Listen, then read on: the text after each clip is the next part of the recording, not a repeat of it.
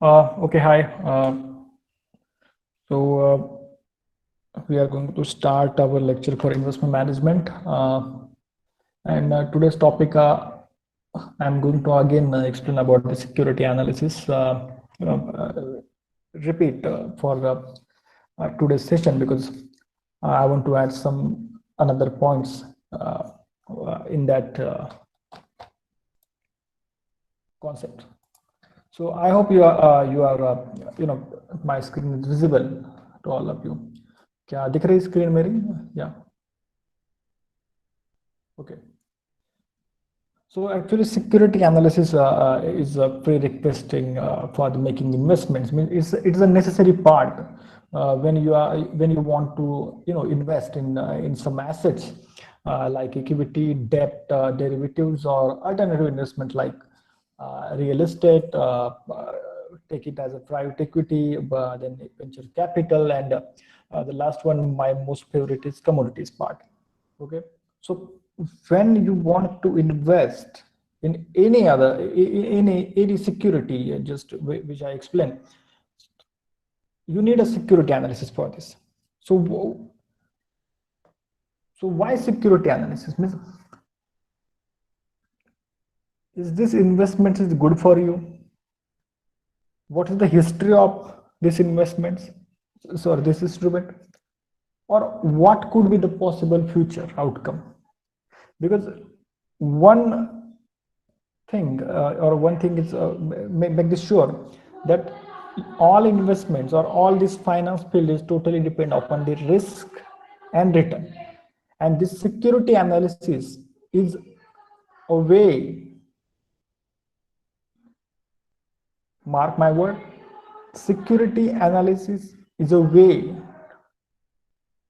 to calculate risk and return.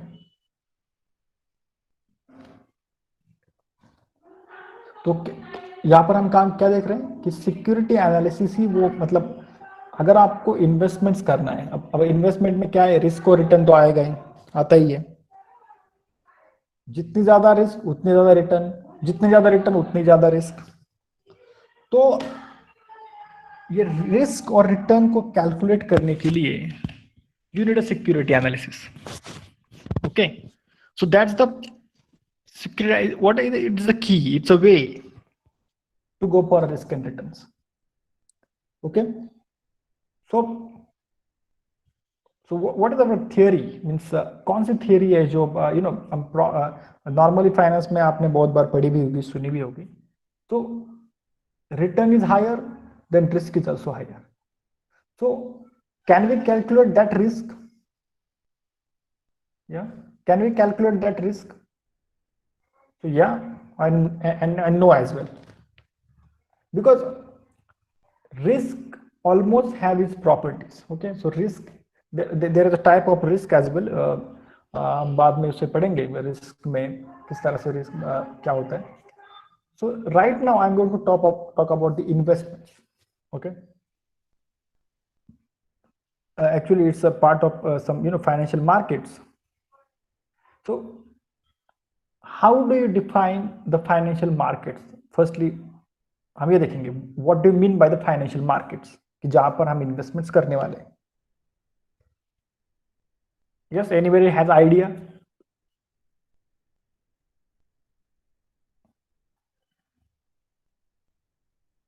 Yeah, anyone want to give me just a key sentence about the financial markets?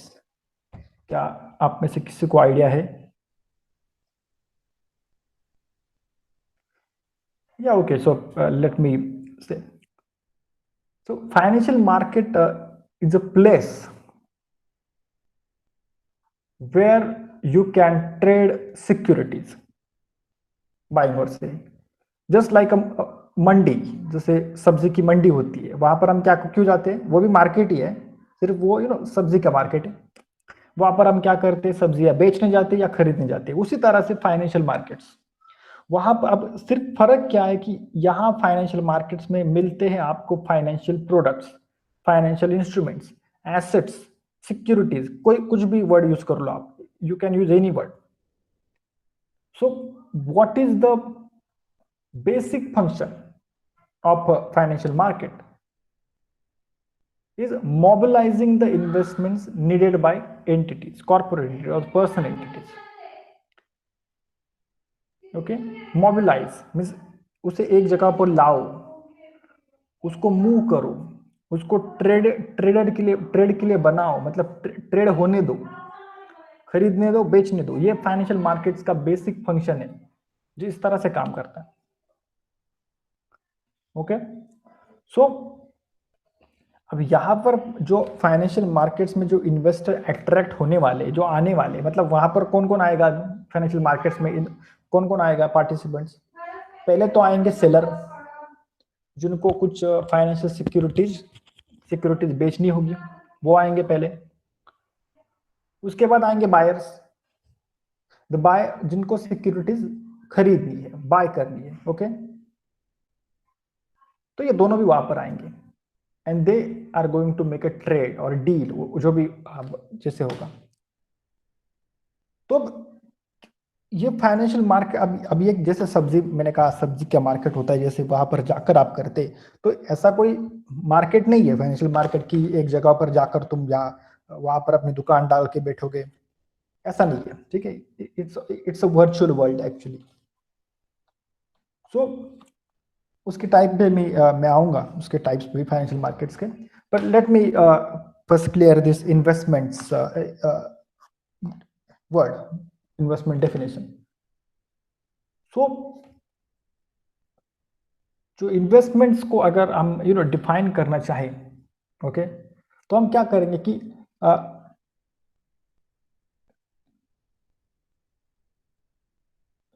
With the expectations. अब यहाँ पर expectation जरूरी है, ये शब्द बड़ा जरूरी है कि expectations of receiving additional return in the future. बराबर है, इन्वेस्टमेंट क्यों, why are you investing? Investment में वो अभी थोड़े पैसा मिलता है, वो तो मिलेगा बाहर में, बाद में मिलेगा, फ्यूचर में मिलेगा तुम्हें। सो expecting of receiving additional return in the future, you are going to commit some money, some funds in physical form और एनी फाइनेंशियल फॉर्म। ओके, मतलब तुम क्या कर रहे हो, कुछ कमिट कर रहे हो, जो फंड्स है, पैसे कुछ कमिट कर रहे हो, कहाँ कर रहे हो? कोई फाइनेंशियल या फिजिकल जो फॉर्मेट में, जैसे मैंने कहा फॉर्मेट भी फिजिकल या फाइनेंशियल हो सकते हैं, मतलब बॉन्ड जैसे कहो फाइनेंशियल फॉर्मेट हो गया, और कमोडिटी गोल्ड बोल लो, आपने खरीद लिया तो फिजिकल फॉर्म में हो गया। तो क्या कर रहे हो आप? कमिट कर रहे हो, फंड कुछ पैसे दे रहे हो उस चीज को खरीदने के लिए, प्रेजेंट में, आज। क्यों कर रहे हो? ये एक्सपेक्टेशन से, you have expectation that I will get additional return in the future by buying that thing. As a matter of fact, investing in that thing, which is financial, which is in a physical format or not. Okay, so this expectations, this expectation comes with two possibilities. So what is that possibilities? जो expectation आ रहा अभी investment, जैसे मैंने कहा कि आप कुछ expectation करके एडिशनल रिटर्न के लिए कर रहे हो, पर वो एक्सपेक्टेशन जो है वो दो चीजों से आता, मतलब उसका जब एक्सपेक्टेशन आ गया तो दो चीजें उसमें, उसके सब।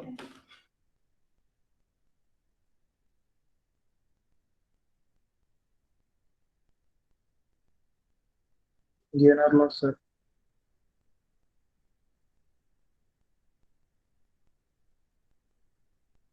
या that expectation comes with the probability of two things, which is one is return and second one is risk। बराबर है, यही होगा ना आपका एक्सपेक्टेशन, कैसे आएगा आपके पास?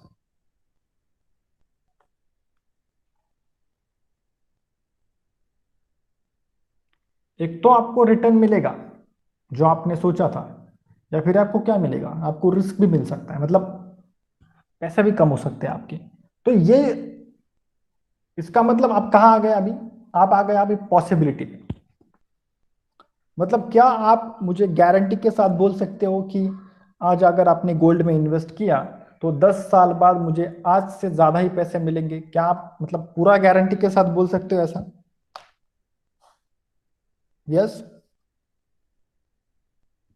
या उसके नो रिटर्न्स सर। में जैसे जैसे हाँ, या जैसे मैंने परसेंट बोले हैं, 10% से मिलेंगे, 20 से मिलेंगे, नहीं बोल सकते, क्योंकि यू हैव, क्योंकि आपके माइंड में भी है, इससे मैं नहीं बोल रहा, ये आपके खुद के माइंड में भी चलता है कि no investment come with the two possibilities, risk and return. Okay, return आ गया तो अच्छा ही है, आपको वही चाहिए था, मगर अगर रिस्क आ गई तो क्या करेंगे? बराबर है। So again we come on the same question जो पहले आई थी कि can we calculate risk? Return तो हम कैलकुलेट कर ही लेते हैं, कुछ ना कुछ बना के अपना मार्केट रेट से, पर क्या we calculate, can we calculate the risk? So again, yeah, we can calculate and we cannot. So there is a two type of risk normally, which can be calculated. There's a systematic risk and second was unsystematic, which we cannot calculate. So we are going to study that as well. But let's move forward with this investment part firstly. So as I explained first in my last lecture as well, when you want to invest, how can you invest? Means just tell me one thing. If anyone wants to invest, what do you want for it? क्या चाहिए आपको investment करने के लिए? आपको क्या चाहिए? Budget capital sir. Not budget capital, बहुत आगे चले गए तुम। तुम्हें इन्वेस्ट करने के लिए पैसे चाहिए ना? हाँ, पैसे वही। वही जरा नीचे रहो, जरा आगे मत जाओ जल्दी इतना। ओके। तो you want money, okay, you want money. So ये पैसा आता कहाँ से? ओके, थोड़ा आगे जाएंगे और हम, कहाँ से आता है ये पैसा?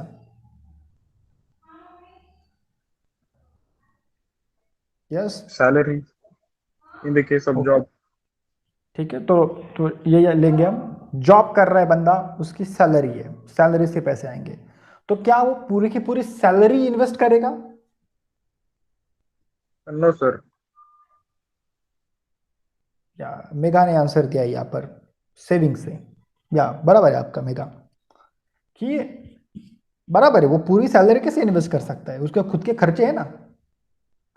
तो जो इन्वेस्टमेंट एक्टिविटी है, this totally depend on your savings, totally. Because saving क्या है, what is saving, how do define this saving? Yes, anyone have in proper definition और in the idea? Amount left the amount left after all the expenses. या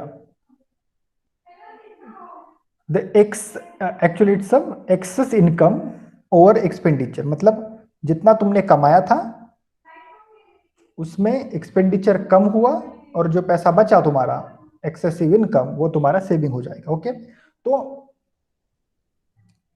यहां पर हम अब देखो कहाँ कहाँ से आए हम अभी, ठीक है। इन्वेस्टमेंट्स क्या होती है, उसमें क्या क्या किया जाता है, रिटर्न और रिस्क का। उसके बाद हम आया अभी इन्वेस्टमेंट्स के लिए चाहिए आपको सेविंग्स, बराबर है। ओके, तो उसके बाद हम आए saving, what do mean by the saving? तो एक्सेसिव इनकम, तुम्हारा सब खर्चा हो गया, फिर भी तुम्हारे पास पैसा बचा है तुम्हारा इनकम का, तो वो हो गया तुम्हारा सेविंग्स। तो यहां पर अब एक बहुत ही इंपॉर्टेंट क्वेश्चन है मेरे पास, can all savers are investors? हाँ, सभी सेवर्स इन्वेस्टर्स होते हैं क्या? No sir. No. Yeah so ये आंसर इज नो, सभी सेवर्स इन्वेस्टर होंगे ही ऐसा नहीं है। अगर आप में से जस्ट एक जोक के लिए मैं लेता हूँ, जस्ट फॉर एग्जाम्पल, कि चलो अजय मांडवे है यहाँ पर हमारे स्टूडेंट से।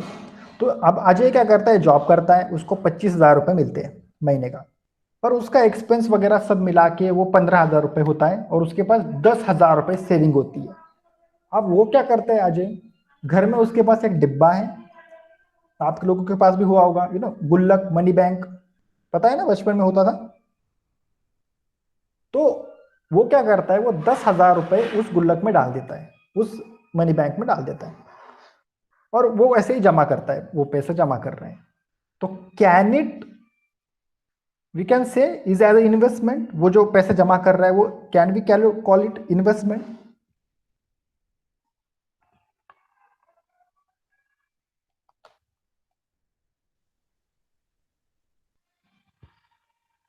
No, yeah, so no, actually no, it's these are savings. So please get this straight. Okay, now this is the final statement for this, that all savers need not to be investors. जरूरत नहीं कि वो investor ही हो. And if you are saving your money in a box और even in your saving account, जो bank का आपका saving account होता है, उसमें भी अगर आप पैसे रखते हो, इन्वेस्टमेंट नहीं है, दीज आर द सेविंग्स.